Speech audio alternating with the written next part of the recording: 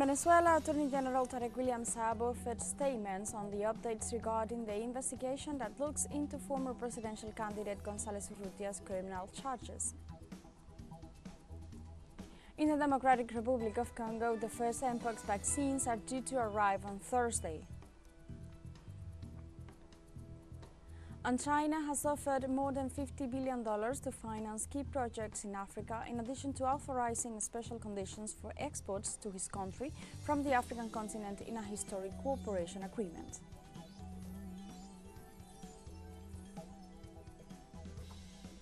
Hello and welcome to From the South. I'm Alejandra Garcia from teleSUR Studios in Havana, Cuba. We begin with the news. On Thursday, the Venezuelan Attorney General Tarek William Saab offered statements on the case of former presidential candidate for the far-right opposition, Edmundo Gonzalez Urrutia. In this regard, Saab informed that during his meeting with Gonzalez Urrutia's lawyer, Jose Vicente Haro, presented a letter acknowledging the Venezuelan justice systems but denied direct links to the crimes. The Attorney General ratified the 3 summons issued for the former candidate and pointed out that Gonzalez validated the false website where images of tally sheets of the presidential elections of the July 28th were shown. In addition, the prosecutor's office has reportedly opened a criminal investigation to determine the responsibility of those who threatened to assassinate the prosecutor working on the case of the minutes presented by the extreme right. Furthermore, the Attorney General affirmed that Gonzalez Urrutia was an excuse of the radical Venezuelan opposition to fill the country with violence.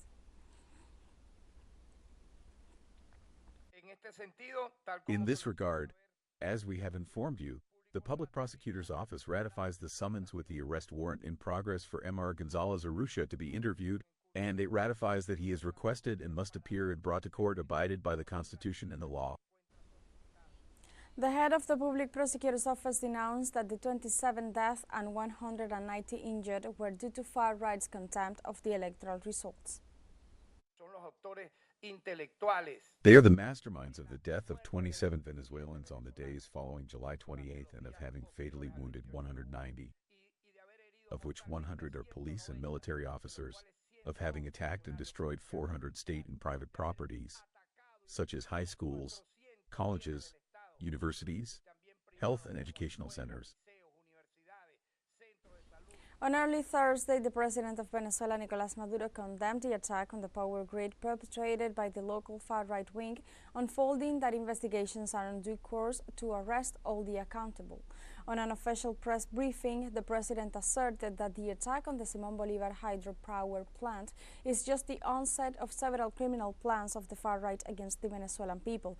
Likewise, the head of state reiterated that thanks to the efforts of the intelligence and counterintelligence agencies, several terrorists have already been detained, pointing out investigations are still underway. The leader stated so after auditing and inaugurating the first phase of the Dr. Jose Gregorio Hernández Cutting-Edge Healthcare Center in El Junquito Parish in Caracas. Ustedes van a saber. You are about to learn, in the coming hours and in the next days, about the criminal plans that we are disclosing right now, on real time. The criminal plans we are unveiling, and the criminals we are capturing. These plans are diabolical and fascist, but, fortunately, we not only count on the intelligence, counterintelligence, and extraordinary security agencies, but also we can count on friends worldwide from the different peoples and nations that inform us on time about everything. One of the damages this opposition pretended to cause was in 2019, when this fascist sector, led by Guaidó, attacked the power grid too. That was a big attack that went on over several days. It happened in March. Then they attacked again in April, in June and July. There were 4 cyber and electromagnetic attacks. This recent attack was different. I cannot reveal much yet, since investigations are in a really advanced stage, and any detail I provide here may give the culprits some hints, and we have to catch them first, and then we will reveal the whole information to the people. But Magali told me something that was true. Dr. Magali Gutierrez, who is the Minister of the People's Power for Health, told me that they had an objective among several objectives to harm, which was to harm the hospitals. To prevent dialysis patients from receiving the procedure, a very serious issue. To prevent people who needed emergency surgery from getting it. And overall to affect us, as they did in 2019, I still say it with pain, as they affected us in 2019. That was their objective, Magali. We go to the Caribbean, from where our colleague Daisy Towsend tells us how the government of the Dominican Republic shows its double standards in international politics and human rights. The Dominican state is denounced by international organizations for racism and persecution against Haitians and people of African descent. The government described this as foreign interference. This has generated a debate on the double standards in the country's foreign policy, due to its position in other international scenarios. There are no racist migratory policies here, so let those international organizations say what they want to say, but let them really respect national sovereignty and our policies, which have never been detrimental to immigrants, no matter where they come from. They act according to their convenience, for example with the racist policy of persecution of Haitian citizens in the Dominican Republic, what they call the migration policy of the Dominican Republic, but from the Afro-activism we define it in this way, as a totally racist policy. When any person in the world speaks of respect for the human rights of black people in the Dominican Republic, they immediately call for the application of the Constitution and the application of international law. The Dominican government has shown a selective disposition to accept or reject what it considers foreign interference. On the one hand, it rejects criticism of racist persecutions, and on the other, it allows and participates in acts of interference in the internal affairs of other countries, as in the case of Venezuela. In the Dominican Republic, there is no president of the republic. There is a colonial governor who made common cause with the neo-fascist project of Guaidó, under the tutelage of the United States of America, and who later, as a tiger that does not change its stripes, repeats history by supporting the neo-fascist project with two notorious CIA agents at the head, the Maria Corina and Edmundo Gonzalez project, with all the traces of corruption and crimes, and the very specific case of the puppet presidential candidate.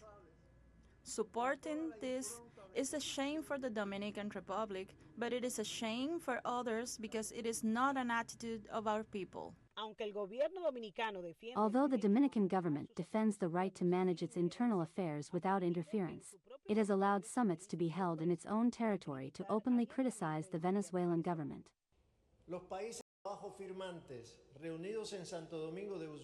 The signing countries, gathered in Santo Domingo de Guzman, make a firm call for reason and sanity in Venezuela.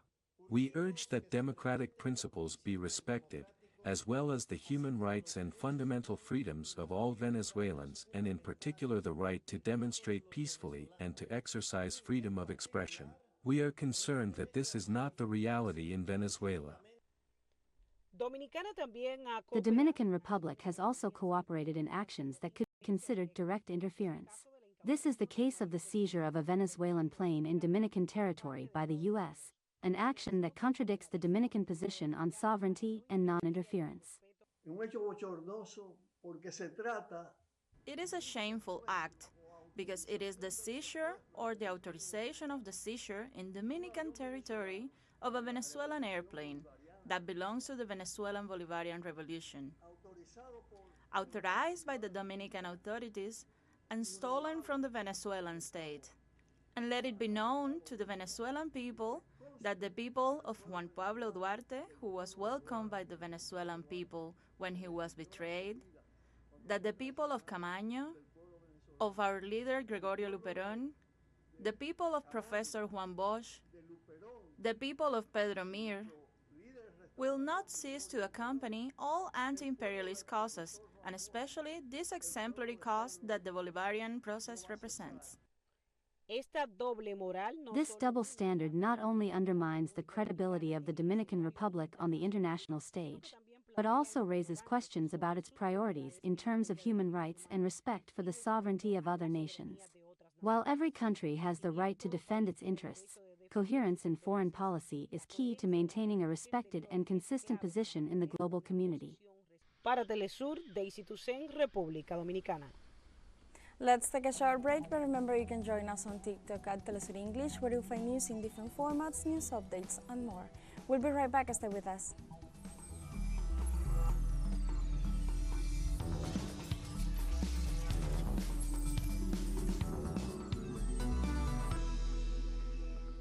Welcome back. In the Democratic Republic of Congo, the first Mpox vaccines are due to arrive on Thursday.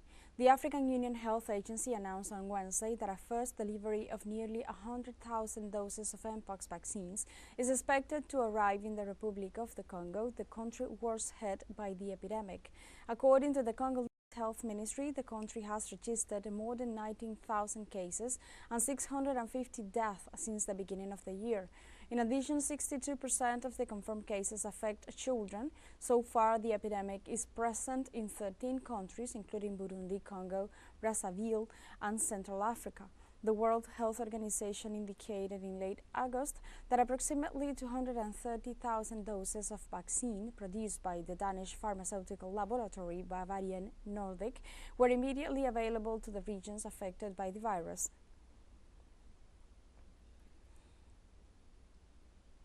On Thursday, Mexico presented its new model of human mobility and signed agreements with several United Nations agencies to ensure respectful and warranted processes. The Secretary of Foreign Affairs, Alicia Bárcena, assured in an event arranged by her office that they have managed to reduce flows to the U.S. by 66%. With the signing of this memorandum of understanding, they seek to strengthen this model, focusing on paramount issues such as gender and inclusive development. The report on mobility was presented in the framework of the event, a Mexican model of human mobility, collaboration with the United Nations agencies, where all agreed that migration is a regional phenomenon.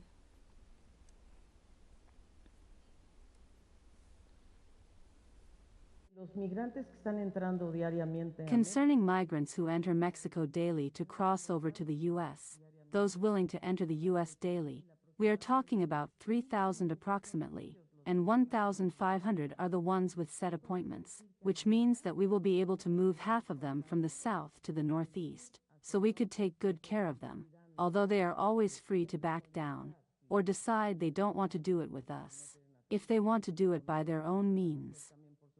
But we think guaranteeing them a safe mobility is part of our job. Mexico's President-elect Claudia Sheinbaum celebrated the deputy's approval of the judicial reform. The reform was approved after 18 hours of legislative work, with 357 votes in favor and 130 against. Through her social networks, Sheinbaum expressed that the reforms of the judiciary will bring democracy and justice to the country. In this context, the President-elect stated that together with the people, a prosperous, democratic, and fair Mexico will be built.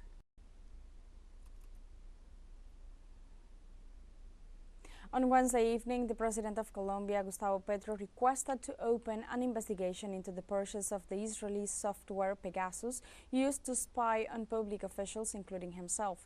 The serious allegations claims the software was acquired while former President Iván Duque was in office. Precisely, the country's Information and Financial Analysis Unit informed Petro of the irregularities found, among them the payment in cash of over $11 million allocated to Israel for the software services. In addition, the head of state revealed that several media outlets would have received direct information about these illegitimate procedures.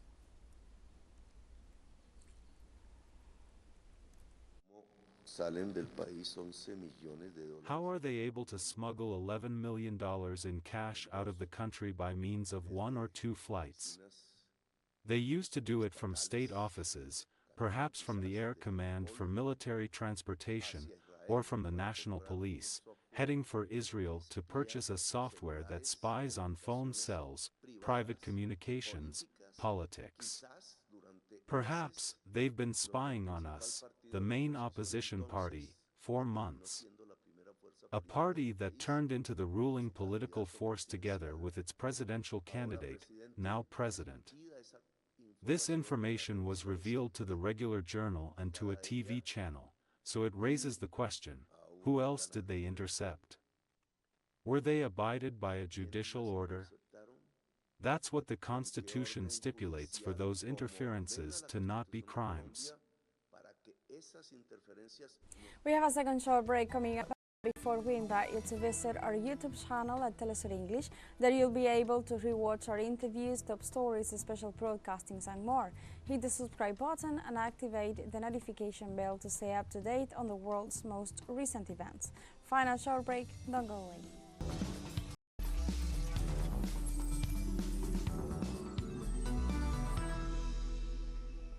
Welcome back to From the South. In Palestine, Israeli troops killed 5 Palestinian citizens in the occupied West Bank on Thursday amid an airstrike on Tubas. The area, located in the northeast, was brutally bombed in an alleged anti-terrorist operation.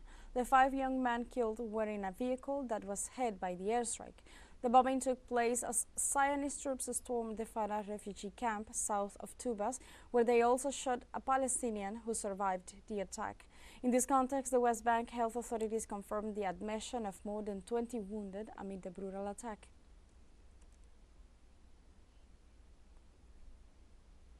Chinese President Xi Jinping has offered more than $50 billion to finance key projects in Africa, in addition to authorizing special conditions for exports to his country from the African continent. The news were announced on Thursday in the framework of the China-Africa Cooperation Forum's summit, which is taking place in Beijing, the country's capital, and is being attended by more than 50 African leaders. Precisely, the meeting adopted the Beijing Declaration on building an all-weather Chinese-African community with a shared future in the new era. As a result, from now on, 33 African countries that maintain diplomatic relations with the Asian giant will be able to export goods and products at a zero-tariff rate, in which constitutes a historic cooperation agreement.